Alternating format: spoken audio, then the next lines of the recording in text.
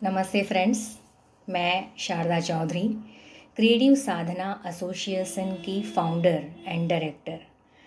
Creative साधना, creativity यानी रचनात्मकता, साधना यानी प्रैक्टिस, अभ्यास। हमारा जीवन एक अभ्यास ही है। हम में से कोई भी परफेक्ट नहीं है। क्यों? सही है ना? परफेक्शन आना मतलब लाइफ का डेड हो जाना या ख़त्म हो जाना। ये जीवन अभ्यास के ज़रिए ही सरल बन सकता है। तो यही प्रयास है क्रिएटिव साधना का कि हम जीवन में क्रिएटिविटी को, रचनात्मकता को स्थान देकर अपने जीवन को और बेहतर और खूबसूरत बनाएं। तो आपसे इस छोटी सी कविता के ज़रिए अपनी बात को आगे और बढ़ाऊंगी। मन ही मन को जानता, मन ही मन से प्रीत, मन ही मनमानी करे, मन ही मन का मीत। मन झूमे मन बावरा, मन की अद्भुत रीत। मन के हारे हार है, मन के जीते जीत। हाँ, मन के हारे हार है, मन के जीते जीत। जी हाँ फ्रेंड्स, मन ही अपने को हौसला देता है। शरीर कभी भी मजबूत नहीं होता, शरीर कभी ताकतवर नहीं होता। आपका मन ही आपकी ताकत होता है, क्योंकि मन ही आपका हौसला बनता है, आपकी शक्ति बनता है। और अगर आप चाहो तो हार है, अगर आप चाहो तो जीत है। फ्रेंड्स, भारत की महिलाएं वीरांगनाएं थीं, बहुत बहुत बड़ी राजकर्ताएं थीं, ये तो हम सब जानते हैं।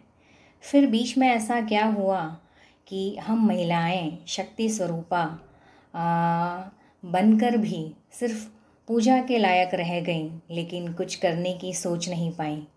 क्या वजह है इसके पीछे कि शक्ति स्वरूपा होकर भी हम कहीं ना कहीं अपने आप को लाचार पाते हैं, या जीवन में या देश में, समाज में हम वो मुकाम बना नहीं पाते हैं जो हम डिज़र्व करते हैं। क्या वजह है इन सब चीज़ों की? मैं पिछले कुछ सालों से महिलाओं के ऊपर रिसर्च कर रही हूँ, आकलन कर रही हूँ, बहुत सारे तथ्यों से इस बात के तय तक जाने की कोशिश कर रही हूँ कि इसकी क्या वजह हो सकती है। तब मैंने ये पाया कि इसकी यही वजह होती है। इसकी दो वजह है। एक तो औरत खुद अपने परिस्थिति के लिए खुद जवाबदार होती हैं। अक्सर उनका माइंड सेट ऐसा होता है कि उनको उस जिस परिस्थिति में है उससे आगे बढ़ने के लिए सक्षम नहीं हो पाती हैं।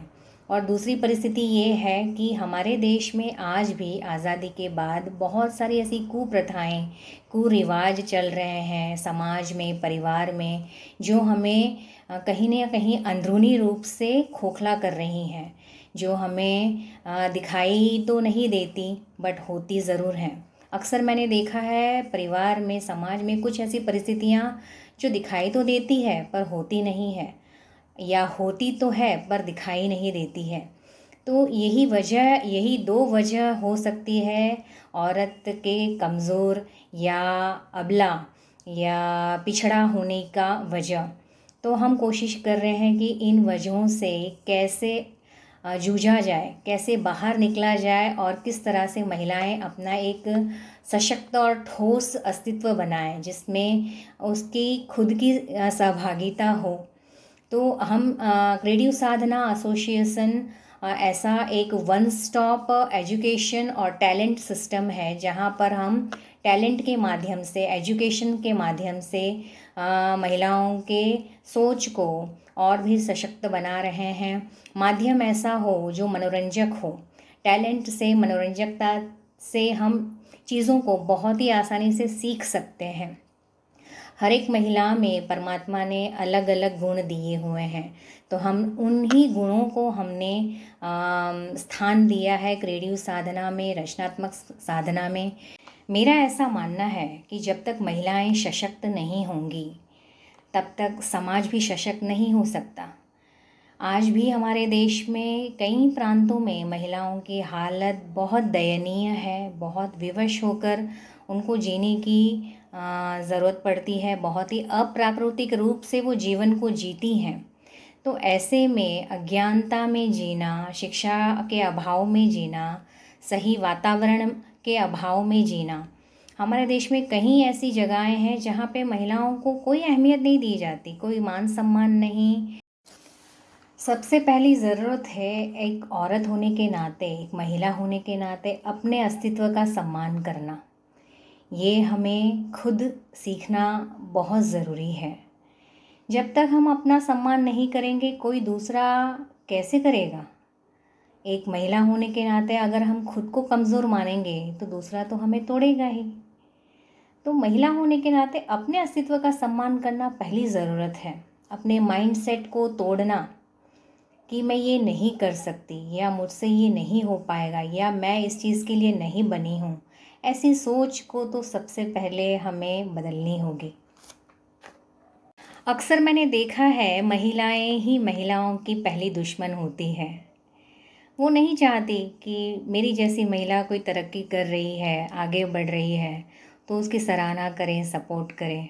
तो सबसे पहले तो ये हमें अपने आसपास की महिलाएं, घर में, परिवार में सास है तो बहू का सम्मान करे, बहू है तो सास का सम्मान करे, बेटियों का सम्मान करे, बेटियों के पैदा होने पर उनको एक असम्मान भरा, प्यार भरा माहौल दे।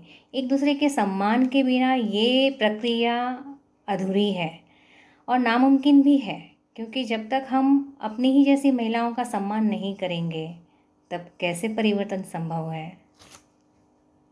आज भी हमारे देश में बहुत सारे प्रांत में घूंघट प्रथा है।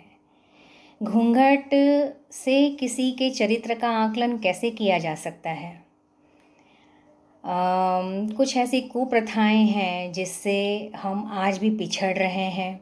ज़रूरत है ऐसी कुप्रथाओं के खिलाफ एक बुलंद आवाज़ बनने की और अपने अस्तित्व के लिए और सक्षम और प्रयत्नशील रहने की।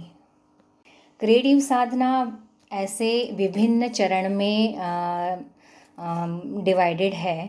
जैसे सोमवार को हम साहित्य, मंगलवार को सरगम, बुधवार को संस्कृति, गुरुवार को फिटनेस, फ्राइडे यानी शुक्रवार को फैशन एंड क्विजीन, सैटरडे को साधना गुरु एंड संडे को बिजनेस बस, साधना बिजनेस बस। ऐसे विविध चरणों में क्रिएटिव साधना ऐसे विविध चरणों में बटा हुआ है जिससे हम हर एक महिला के कला को हम प्राधान्य दे सके, स्थान दे सके अपने एसोसिएशन में, और शिक्षा के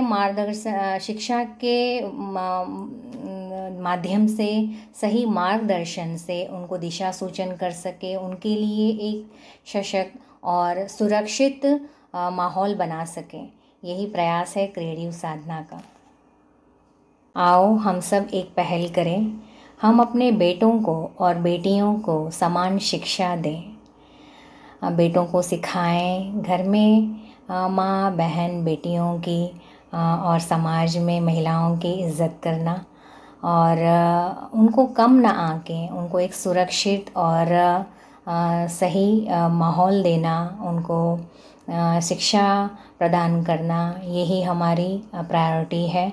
शिक्षा से मन की अज्ञानता तो दूर होती ही है, चारों तरफ रोशनी बनती है। तो चाहे सूरज ना बन पाए तो हम एक दीपक बन के चलें, ताकि हम अपने आसपास के और खुद के अंदर की अज्ञानता को, अंधेरों को दूर कर सकें। मेरा ऐसा मानना है, अगर आप किसी पुरुष को या बेटे को शिक्षित करते हैं तो सिर्फ एक बेटे को या पुरुष को ही शिक्षित करते हैं, पर अगर आप किसी बेटी को या महिला को शिक्षित करते हैं तो आप पीढ़ियों को शिक्षित करते हैं। चॉइस आपकी है, समझ आपकी है। आपका, हम सब का जीवन मंगलमय बना रहे, यही मेरी शुभकामना है क्रिएटिव साधना की।